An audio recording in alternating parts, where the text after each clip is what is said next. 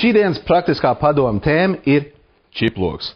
Kā viņu mizot, kā viņu sačopinēt, ja? Tātad, ko mēs darīsim? Redziet, man nekur ir ķiploks, un mēs viņu tagad salaužam gabalos, mēģinām dabūt tās daiviņas. Tad, ko mēs darām tam daiviņām? Citi te paņem nazīt un kaut kādī mēģina nomizot, ja? Bet vēl, ko es parasti daru, ir, teiksim, ko es daru vislabākais, ātrākais, es pat rokās šitā te sarīvē, un pasies miziņi nonāk no smuki. Tas ir viens veids, bet tad, protams, ir dusiņi smaržu rokās, ja? Nākamais, ko mēs varam darīt, ir man ir šis te veikalā pirktais ķiploku mizu nomizotājs, kas ir īstenībā tāda apaļ gumijas trubiņa, un mēs ieliekam iekšā, un mēs vienkārši tāpat atkal sarulējam un pasties smuki.